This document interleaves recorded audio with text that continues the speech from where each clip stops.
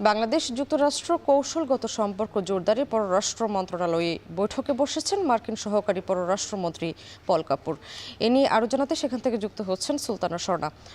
স্বর্ণা, জানাবেন বৈঠকটি শেষ হয়েছে কিনা, আর বৈঠকে কি কি নিয়ে আলোচনা হয়েছে, কিছু জানতে পেরেছেন কিনা?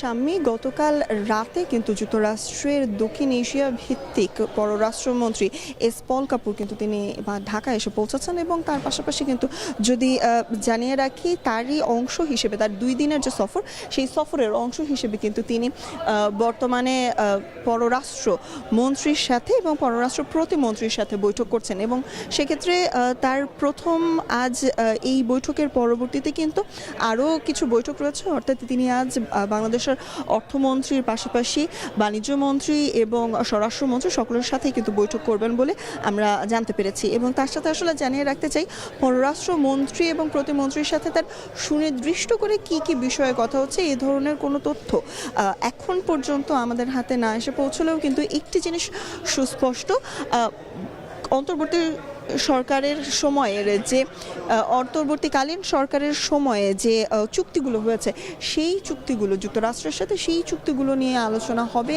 এমন একটি আভাস কিন্তু আমরা পেয়েছি। তার পাশাপাশি আলোচনা টেবিলে থাকছে বাণিজ্য বিভিন্ন চুক্তি এবং অবশ্যই বর্তমান যে মধ্যপ্রাচ্য সহ বর্তমান যে পরিস্থিতি, সেই মধ্যপ্রাচ্য সহ সেই পরিস্থিতি নিয়ে আলোচনা হচ্ছে।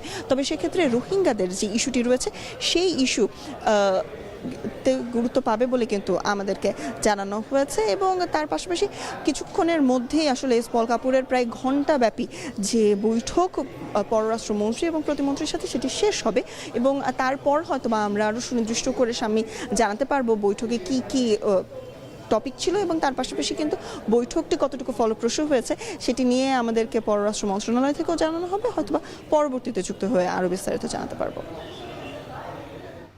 পররাষ্ট্র মন্ত্রণালয় থেকে যুক্ত হয়েছিলেন সুলতানা স্বর্ণা।